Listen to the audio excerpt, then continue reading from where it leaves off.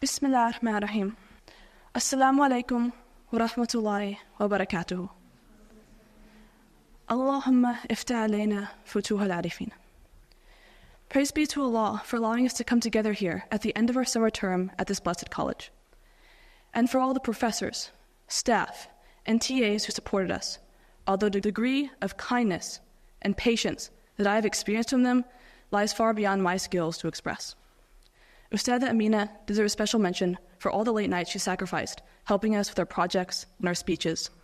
But the devotion of all of the faculty has been obvious throughout and before my time at Zaytuna, even as my perception of myself and my classmates slowly shifted.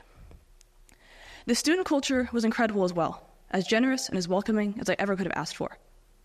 And yet, I felt out of place. Other people were kind, yes, and friendly, yes, but they were different. They came after class to study concepts we hadn't learned yet, or took books from the library shelves simply because the contents interested them. They strove above and beyond what an already grueling, although ultimately manageable class demanded of them. They cared, and this is a concept utterly alien to me.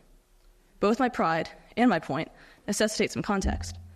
By most people's standards, I'm not exactly a bad student. Alhamdulillah, I graduated from the 38th best public high school in this country, third in my class over 200. I cared too. I cared a lot. But what I cared about was not the attainment of knowledge, but the difference between individual digits on my student dashboard. Worse still, I couldn't grasp that this failure was the cause of the discord between me and my classmates.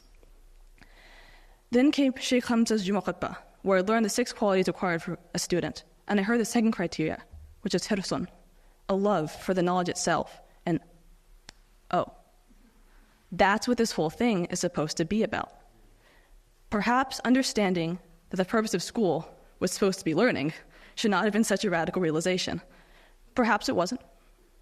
Perhaps I'd known deep down that I was settling for the dopamine-induced sparks following grades and praise rather than a blazing fire, but even then, I still needed someone to grab me by the shoulders and shake me until the smoke cleared.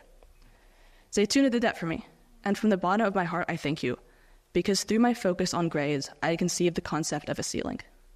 Consistently scoring 6s on the AP English comparison essays, khalas, you've officially obtained the highest scholarly standards known to academia. My disillusionment showed me how little I had done, yet also proved how far I could go, should I choose to try. So I started trying, alhamdulillah, albeit in coughs and sputters.